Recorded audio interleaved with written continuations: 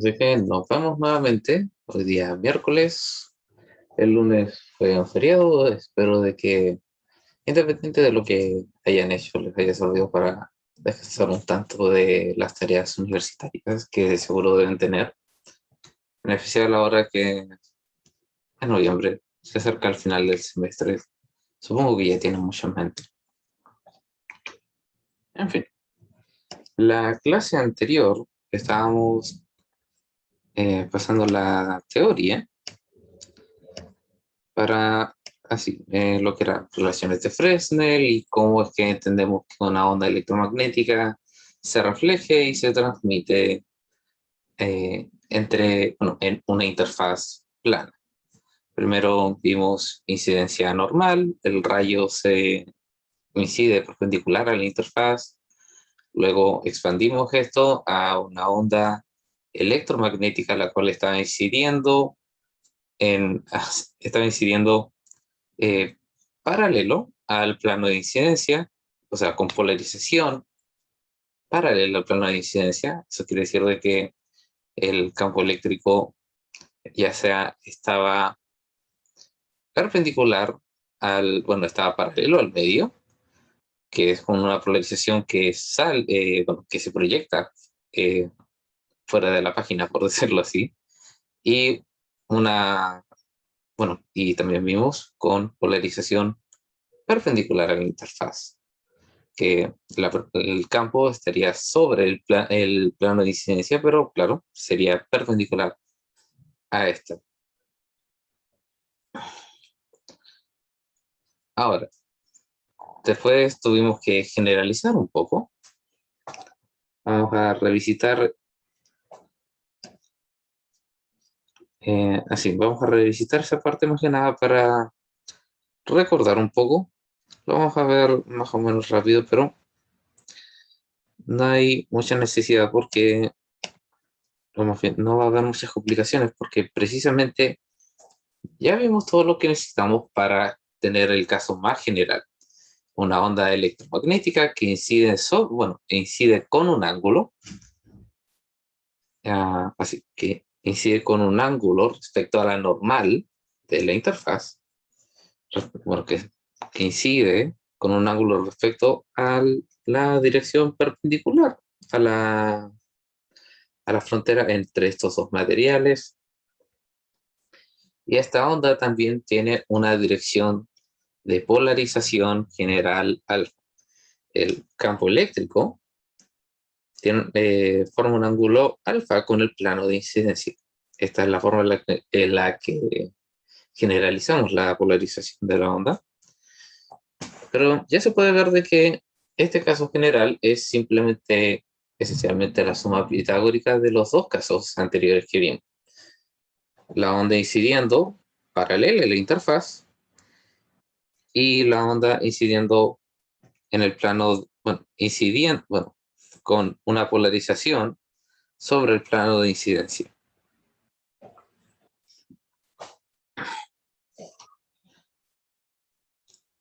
Entonces,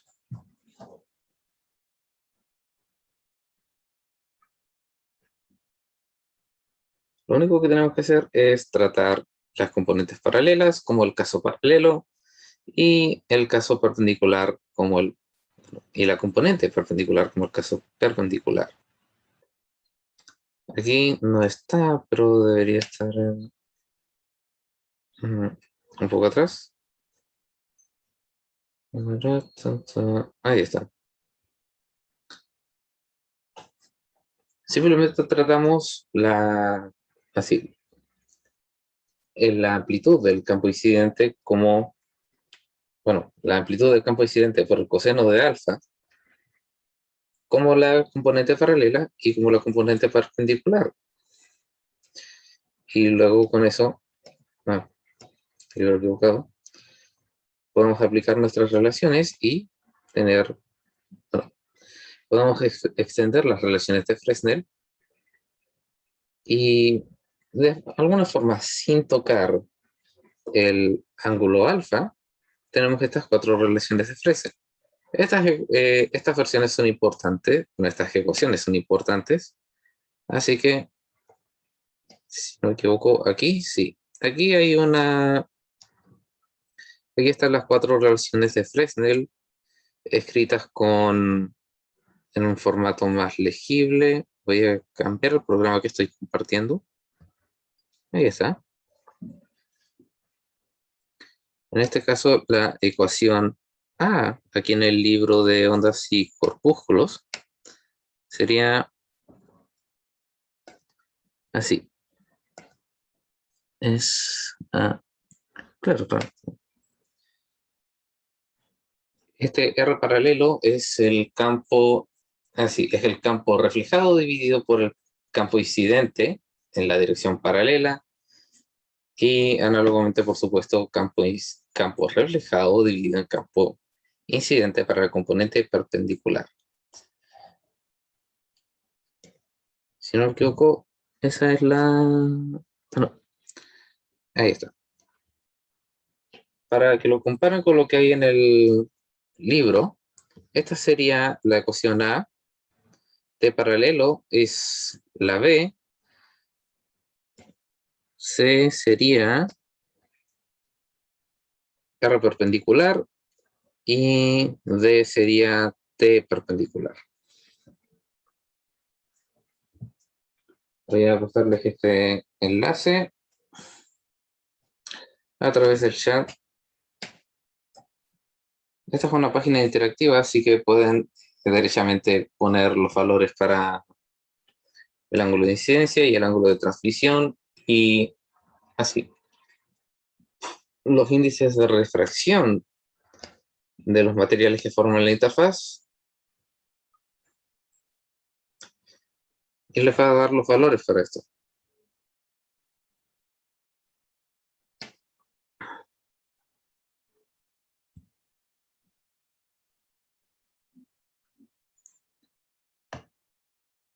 Entonces, habiendo visto esto ya, tenemos que el ángulo de polarización y la ley de Brewster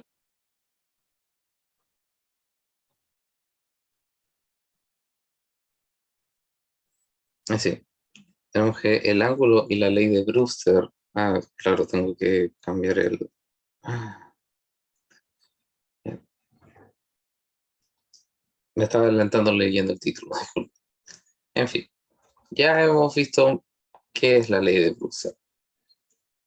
Que a cierto ángulo de incidencia, mediante reflexión, la onda reflejada solamente se puede reflejar en la dirección perpendicular a la interfaz.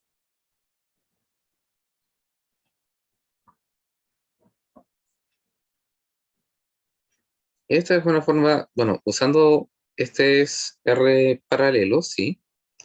R paralelo, escrito de esta forma, sí. No, es derechamente la ecuación.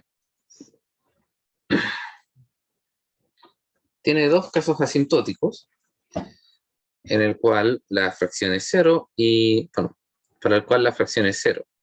O el numerador es cero, o el denominador va hacia, bueno, o el denominador es cero.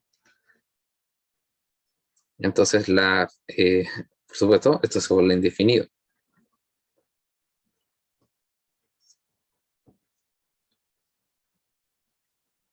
No, no sé, no está no está la condición de indefinido, solamente están las condiciones para cero, que es o el numerador es cero o el denominador se indefine yendo hacia el infinito. Y por supuesto, cuando esta fracción se hace cero mediante estas dos formas, solo quiere decir una cosa, de que la componente paralela a la interfaz se vuelve cero. Eso quiere decir de que solamente nos queda bueno, como ya habíamos visto, la, solamente nos queda la componente perpendicular a la interfaz para para esta condición. Pero hay algo aquí que no habíamos visto. La condición para que esto suceda es de que el ángulo de incidencia y el ángulo de transmisión sumen 90 grados. Entonces, esta condición es fácil de... Bueno, esta es una ecuación más o menos útil para casos experimentales.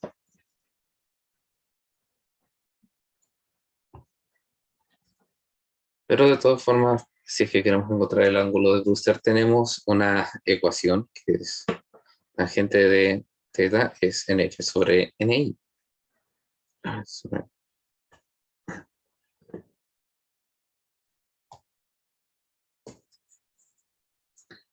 Bien, si es que vamos por, o sea, si es que revisamos sí, R perpendicular, aquí esta fracción solamente se puede anular si es que, como dice el libro, el ángulo de incidencia es igual al ángulo de reflexión.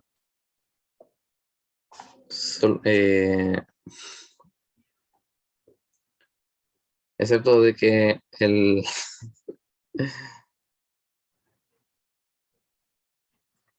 no. Dice...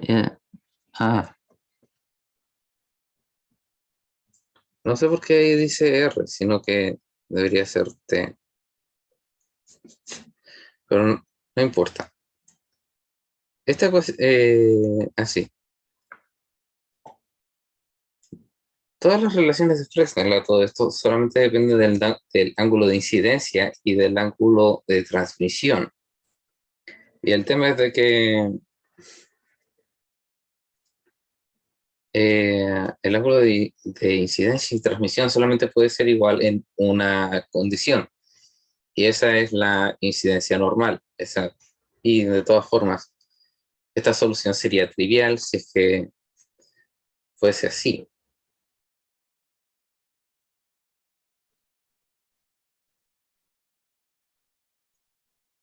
Vamos a ver lo que el libro dice. La única forma que no exista una componente perpendicular al PI en la...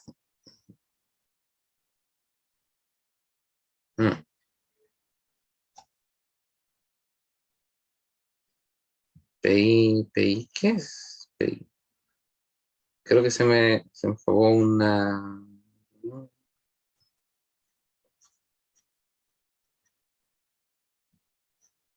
Bueno, la única forma que no exista una componente perpendicular al...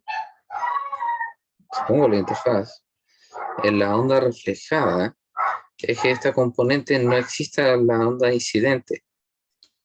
Es decir, que es 0i perpendicular sea 0. Esto implica de que la onda incidente solo debería tener una componente paralela al PI del vector eléctrico incidente, lo que quiere decir de que la onda incidente vendría linealmente polarizada con su vector eléctrico paralelo a la interfaz.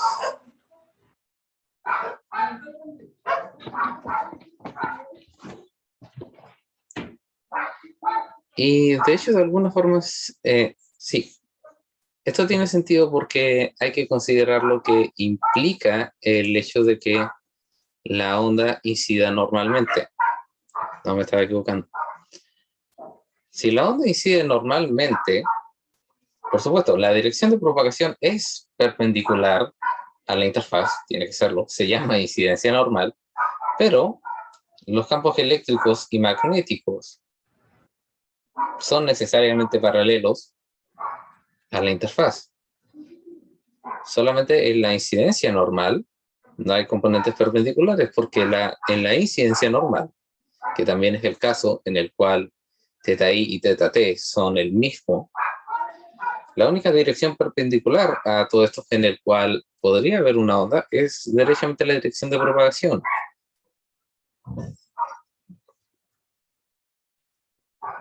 Así que por eso la solución es trivial para hacer R perpendicular 0.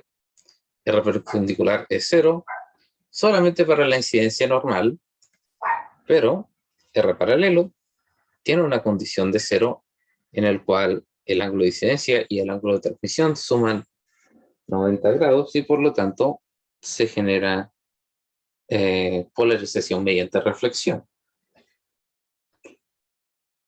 Aquí vamos a, bueno, nos encontramos con relaciones para la energía. Por eso, no sé, esta es la diapositiva de relaciones de Fresnel. No, esto venía un poco antes, sí. Prefiero esto porque esto es derechamente más, no se da tantas vueltas. La mejor forma que tenemos de cuantificar la energía de una onda electromagnética, ya la habíamos visto, es el vector de Poynting. La magnitud del vector de Poynting, por supuesto, es esta ecuación de, bueno, es esta ecuación, la magnitud del vector de Poynting es esencialmente la magnitud del campo eléctrico por la magnitud del campo magnético, c cuadrado de epsilon 0. Si usamos el, así, si lo promediamos en el tiempo, la cantidad es simplemente la mitad de la magnitud del vector de Poynting, porque E cruz B tiene una magnitud definida. Tiene una magnitud definida. Nosotros podemos escribir la magnitud del vector de Poynting a partir del campo eléctrico o a partir del campo magnético, y solamente depende de la magnitud de este. Son uno y lo mismo. Ya conocemos esto, entonces, como conocemos como conocemos la intensidad, que es la magnitud del vector de Poynting, promediada en el tiempo, nosotros podemos referirnos a la intensidad a la intensidad que provee las componentes paralelas y perpendiculares de la onda incidente y por lo tanto de las ondas reflejadas y las ondas transmitidas. Ya hemos visto esto, tenemos que R mayúscula y T mayúscula son simplemente las versiones al cuadrado de los coeficientes de Fresnel que ya habíamos visto. Esta es la demostración, que es el libro que estábamos viendo antes. Ahora, aquí empezamos con el nuevo.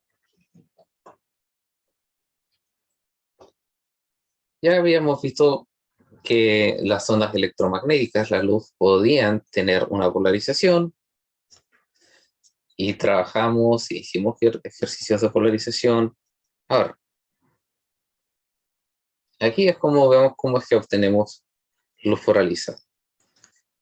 La luz, naturalmente, cuando no se le impone ningún control en qué dirección vibrar, todos los fotones se pueden, todos los fotones en el universo interactúan entre sí, formando formando un solo campo eléctrico, el cual vibra en todas las direcciones simultáneamente. Y solemos referirnos a, bueno, esto que sería la cross section. Solemos graficar todas estas simultáneas direcciones de esta forma. Ahora, hay materiales, por supuesto, técnicas, para obtener luz polarizada. El primero es dicroísmo, que sería absorción selectiva, también se le llama.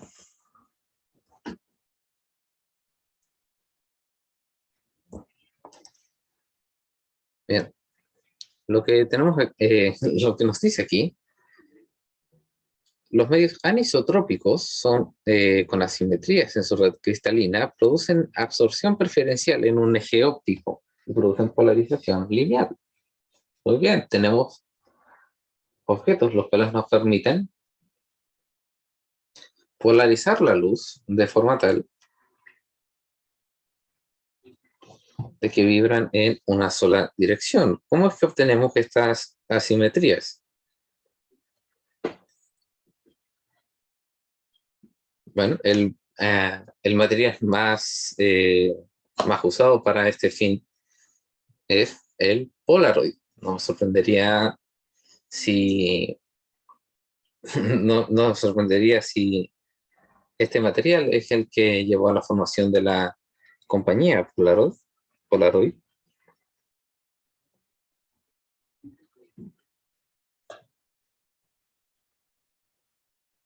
Bien.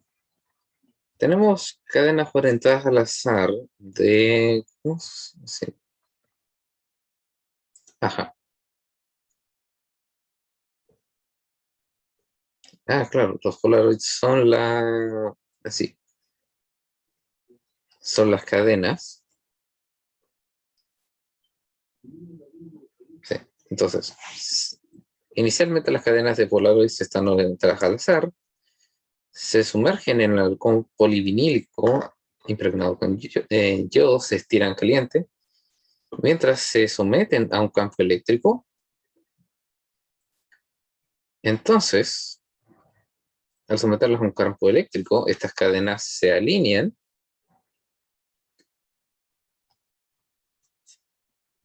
y por lo tanto solamente dejan pasar, solamente dejan pasar el campo perpendicular a la dirección en la que están alineadas estas cadenas.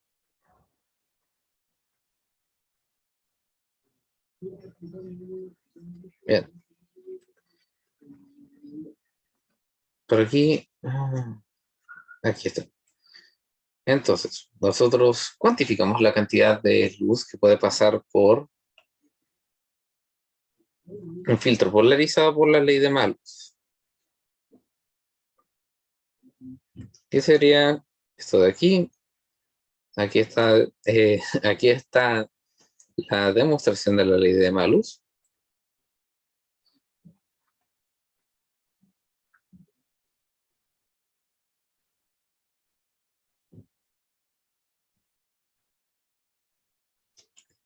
Bien. Ley de Malus para estudiar otros polarizadores. A pesar de que el polarizador 1 y el analizador están a 90 grados, sale luz del analizador porque la muestra ha torcido el plano de polarización de la luz que pasó por ella. El agua con azúcar disuelta en el agua tiene esta propiedad y se usa la ley de Malus para medir la concentración de glucosa en una muestra sacarínica.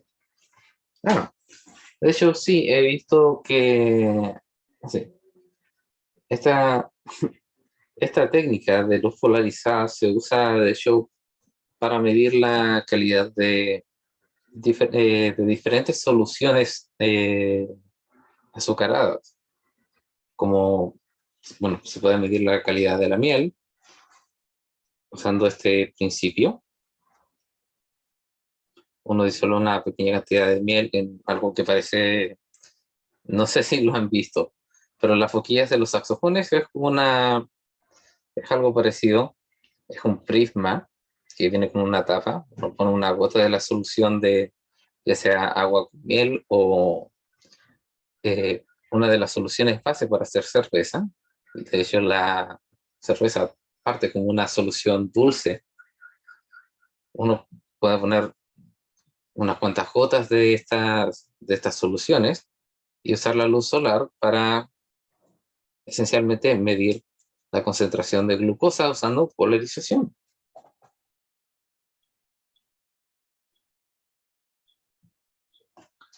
Ahora, en una clase mencioné algo extraño de que me había pasado cuando estaba yo impartiendo el laboratorio de óptica y física moderna, mientras llevaba unos lentes de sol los cuales no estaba familiarizado. Aquí podemos ver aplicaciones de los filtros polarizadores. Nótese especialmente de que en las imágenes a la izquierda hay destellos, derechamente reflejos de la luz solar, los cuales se ven blancos para la cámara, o particularmente brillantes, aquí están amarillos.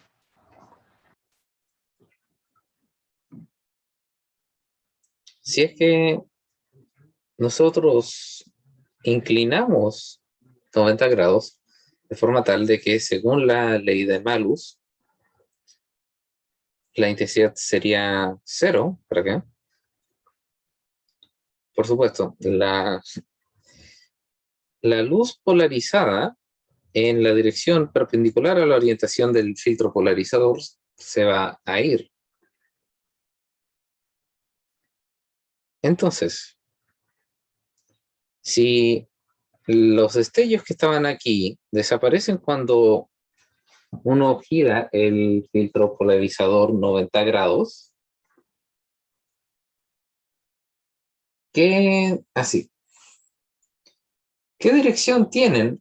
¿Qué dirección tiene la luz que viene de estos destellos? Está linealmente polarizada. Y eso quiere decir de que estos destellos se reflejaron derechamente, bueno, se reflejaron en el ángulo de Malus. Los rayos que venían desde el Sol se reflejaron en ese preciso ángulo y llegaron, por supuesto, polarizados al filtro polarizador y luego, así, llegaron polarizados, por supuesto, al lente polarizador, pero no pudieron pasar porque tenían la dirección de polarización, eh, así, tenían la dirección de polarizador eh, derechamente opuesta a la que el polarizador permitía. Lo mismo aquí, en la imagen de la izquierda. Los destellos se van porque precisamente son destellos causados porque se reflejan derechamente en el ángulo de Malus. Bueno, no el ángulo de Malus, se reflejan con el ángulo de Brewster.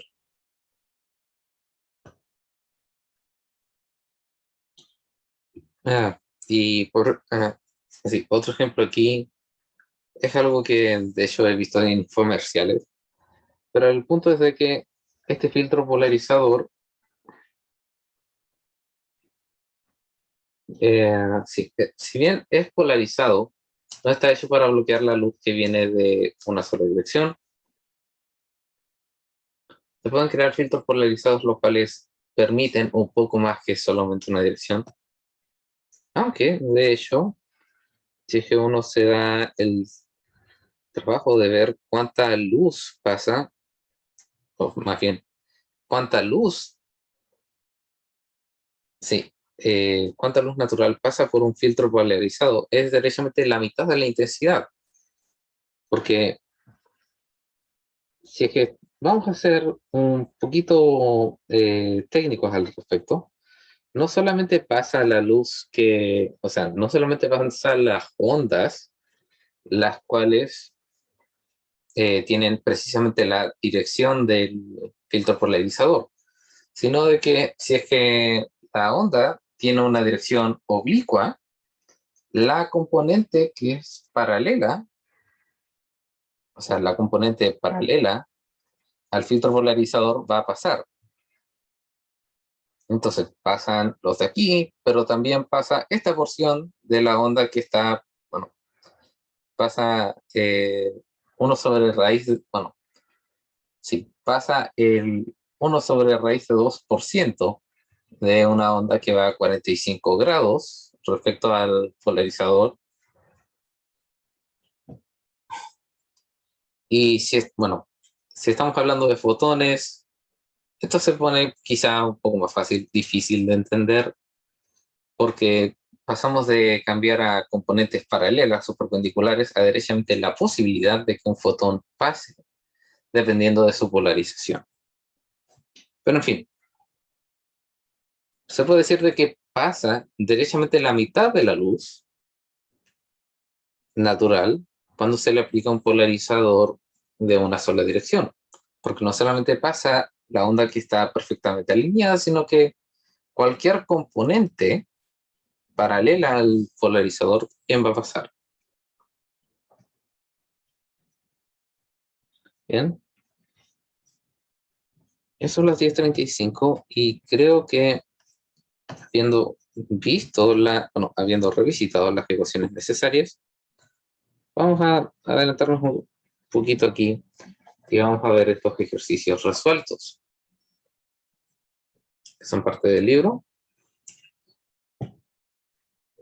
para familiarizarnos con lo que se nos viene para la siguiente prueba corta. Problema 1. Un haz de luz procedente del aire incide sobre una cara vertical en un bloque transparente con un ángulo de incidencia de 58 grados. Si no existe luz reflejada en la cara vertical, entonces calcule el índice de refracción del material transparente y B. Determine qué porcentaje de la luz incide en la cara vertical. Se refleja así. Determine qué porcentaje de la luz que incide en la cara vertical se refleja internamente en la cara horizontal del bloque. Indique qué estado de polarización tiene el haz luminoso en la luz incidente en... Indique qué estado de polarización tiene el haz luminoso en la luz incidente, en la luz transmitida al bloque y en la luz que se refleja internamente. Creo que hay una coma que falta en el inciso C. Bien, aquí hay algo clave. Un haz de luz precedente, ¿bien? Si eso, bien. Primero, claramente nos tiene que llamar la atención de que la luz incidente aquí, en este costado, sí, en este costado, no tenga una no, simplemente no se refleje. Porque en ningún momento, bueno, para ningún caso, hablando de luz natural, va a faltar luz que se refleje. Siempre va a haber luz que se refleje y luz que se transmita.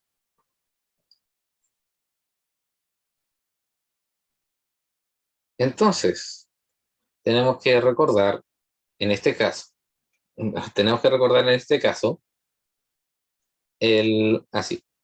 el ángulo de Brewster, que en este caso la luz que incide en el ángulo de Brewster no va a tener componente paralela a la interfaz, solamente tendrá componente perpendicular.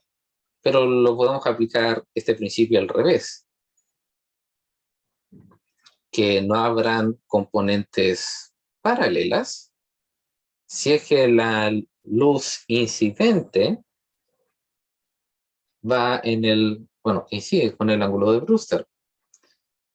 Pero si, pero si es que la luz viene polarizada precisamente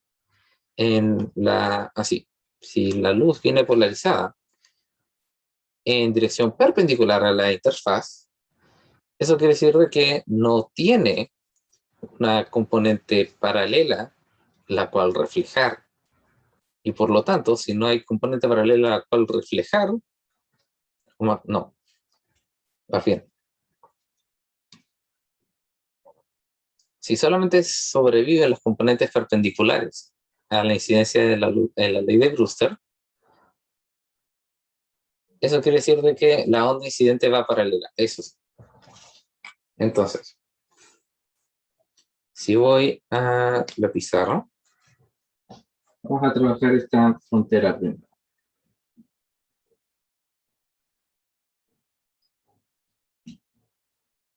Sabemos de que este es el ángulo de Brewster.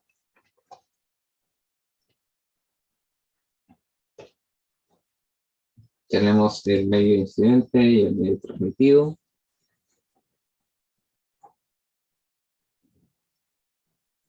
Entonces, el campo va saliendo de aquí y, va saliendo de la pizarra y entrando a la pizarra. Esta es la dirección paralela a la interfaz. Entonces, sí. Esta es la dirección paralela a la interfaz. Entonces, si solamente si solamente se reflejan las sí, solamente se reflejan las componentes si solamente se reflejan las componentes perpendiculares a la interfaz y solamente hay cantidades, solamente hay campo paralelo, esto se transmite. Ya. ¿En qué dirección se transmite? Se transmite para acá. Ahora, podemos sacar la ley de Snell ahora, pero acabamos de ver algo más bien interesante. Si el ángulo de incidencia es el ángulo de Brewster, el ángulo de incidencia más el ángulo de transmisión suman 90. Y nosotros conocemos la ecuación para el ángulo de Brewster y nosotros tenemos la ley de Snell también para encontrar el, así,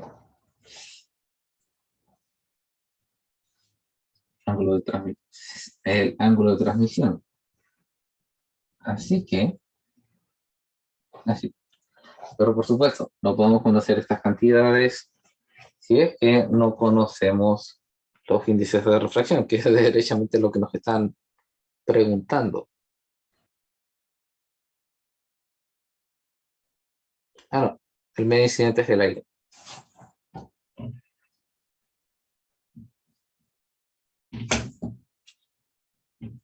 Así que NI sería 1.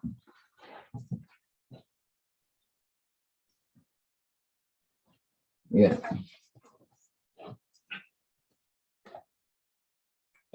Sí, conocemos el ángulo de incidencia. ¿No? Este es 58. Y solamente con el hecho de que descubrimos de que este también es el ángulo de Brewster, podemos usar la ecuación de ese ángulo para encontrar el índice de refracción de nuestro, de nuestro N, bueno, del material este. Disculpen. Entonces, tangente de 58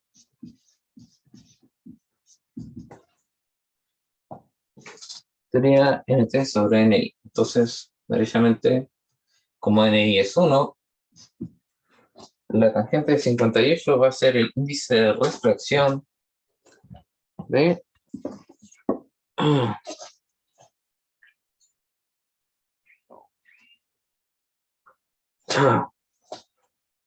disculpen, va a ser el índice de refracción del material. Calculadora.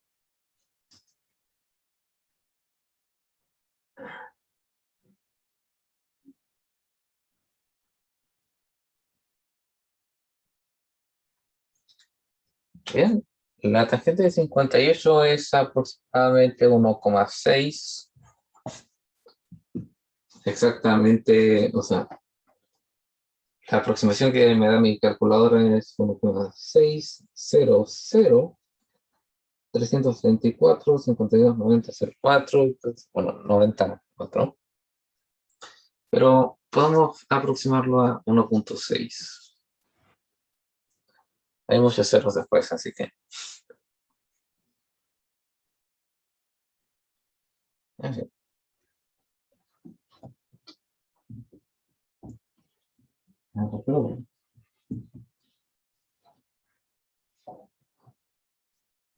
Bien, con la ley de Snell podemos encontrar nuestro ángulo de transmisión.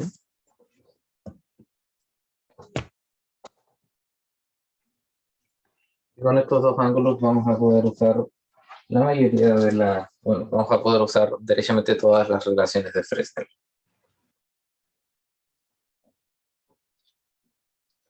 Entonces, sería seno de 58 por 1,6 seno de teta t. Entonces, seno de 58 sobre 1,6 Sería el seno de teta t.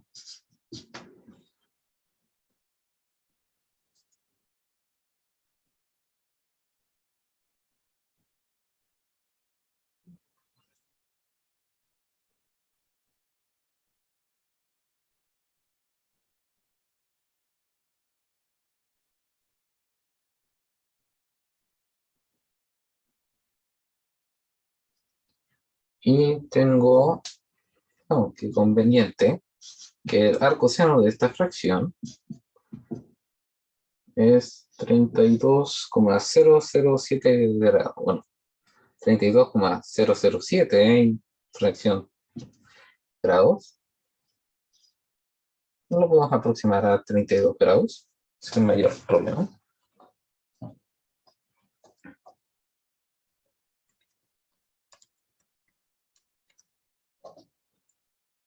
Bien.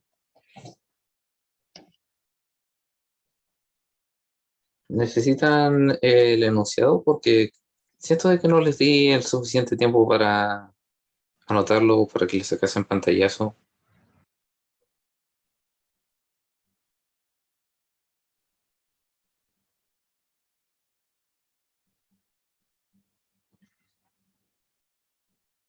Eso.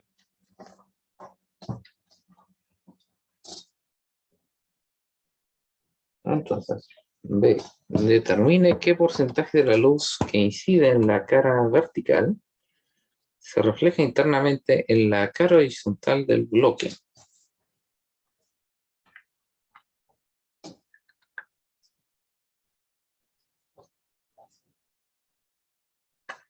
¿Eh? Vamos a tener que expandir esto un poco.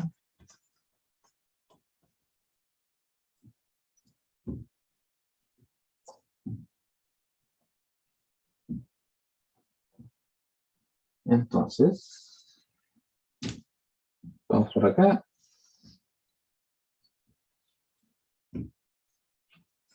Y tenemos el rayo y este se refleja internamente, no total.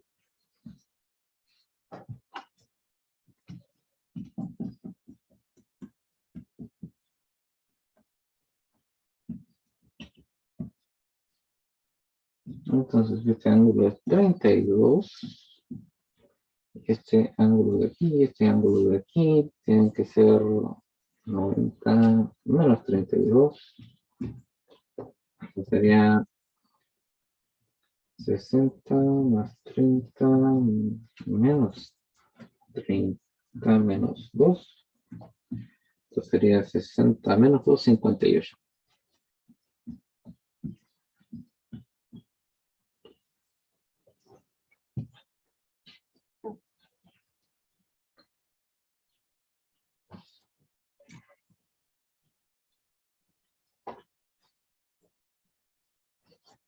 Entonces, la luz que se transmite tiene la misma polarización.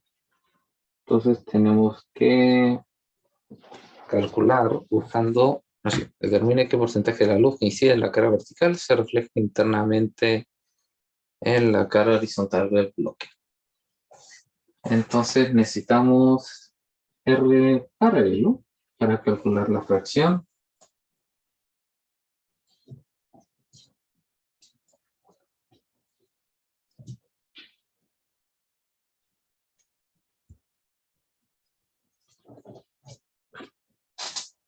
Es la primera fracción de Fresnel. Así que esto sería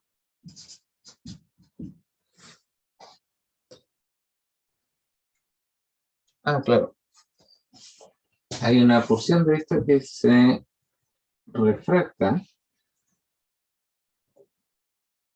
desde así. Tiene una porción de esta que se refracta desde un medio de 1.6 hacia 1, así que necesitamos se abre, así que necesitamos este ángulo de transmisión.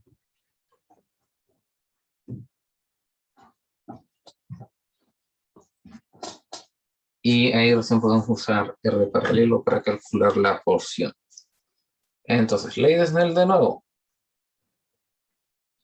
sería 1.6 seno de 58. Sería seno, bueno, sería igual al seno del ángulo transmitido.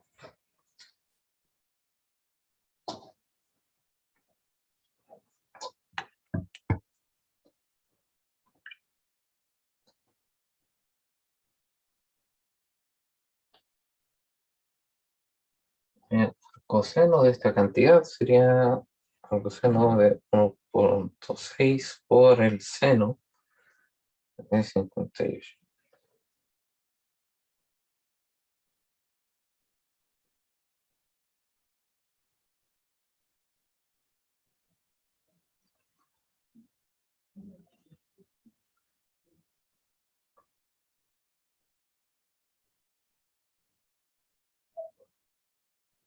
A ver, 1.6 por seno de 58.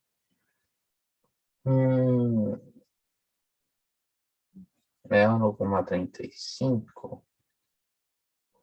A ver, NI por teta I por NT seno de teta T.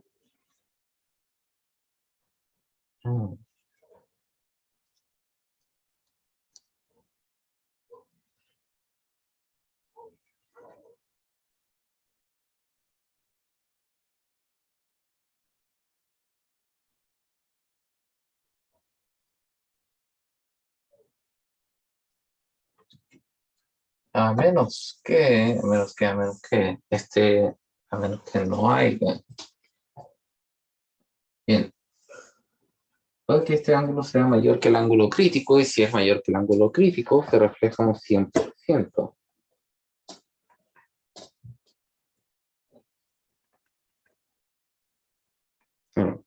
Aquí se ve.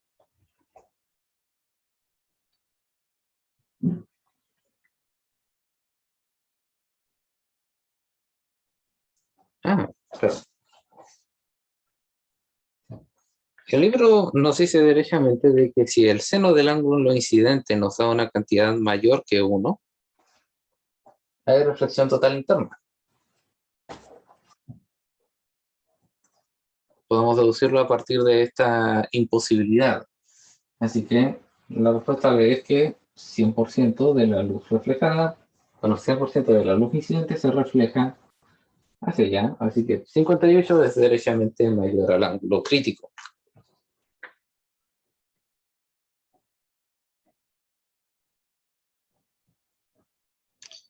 Y C, indique qué estado de polarización tiene el haz luminoso, qué estado de polarización tiene el haz luminoso de la luz incidente.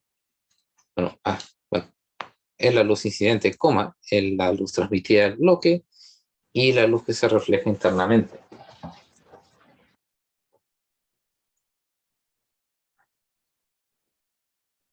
Bueno, lo que podemos decir es de que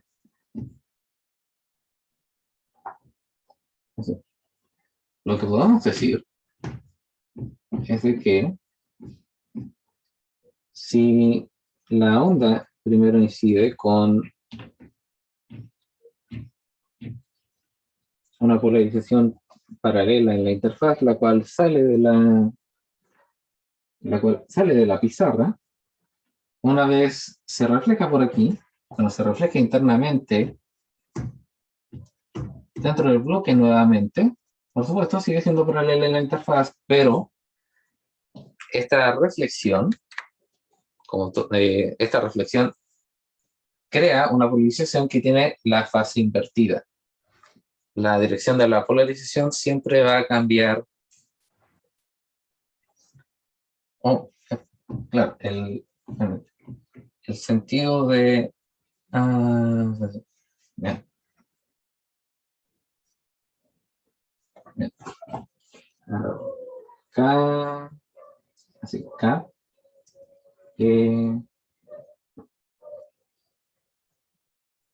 K, B. Entonces, mi pulgar es K, el sentido de propagación, índice es E, el campo magnético va para allá. Pero, si Si es que el cambio tiene que ir para allá, entonces sí, mi conclusión es correcta. A la hora de reflejarse, la polarización tiene un cambio de fase. Eso quiere decir de que cada vez de que este campo esté apuntando hacia afuera de la pizarra, la onda electromagnética que se refleja aquí va a tener al mismo tiempo el campo eléctrico apuntando hacia adentro de la pizarra. Y viceversa, cuando este está apuntando adentro, este va a estar apuntando afuera.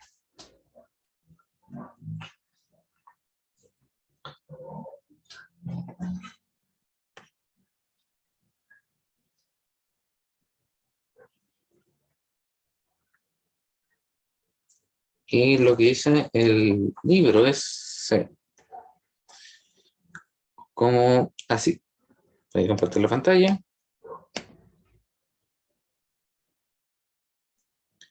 Como θ t es igual a phi p, ya que no existió luz reflejada en la superficie 1, la luz incidente está linealmente polarizada con E paralela al plano incidente. ¿Sí? Llegamos a esa conclusión. Como la luz incidente en la superficie 2 tiene componente perpendicular 0 por ser la transmitida en la superficie 1, luego también el rayo reflejado internamente tiene paralelo al plano incidente, estando así linealmente polarizado. Bueno, sacamos una conclusión adicional, así que no lo hicimos tan mal esta vez. Bueno, quizás nos tardamos un tanto revisitando la materia, pero nos quedan un poco de tiempo. Supongo que tienen dudas respecto al primer ejercicio, o quizás respecto a la materia. Así que aprovechemos que los 3 tantos minutos que nos pudiesen quedar de clase para atender sus dudas. ¿Tienen hasta ahora ustedes dos dudas con la materia? O directamente el ejercicio. ¿Cómo es que llegué a las conclusiones que me permitieron resolver este problema? O cualquier otra cosa también. Supongo que tienen preguntas sobre la prueba.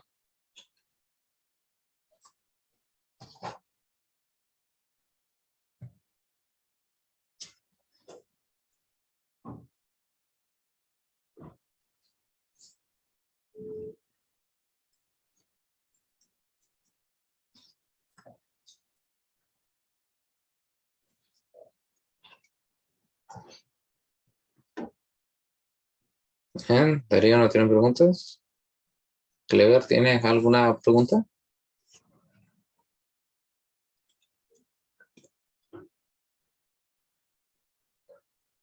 Muy bien. Vamos a dar por terminar esta clase entonces. Vamos a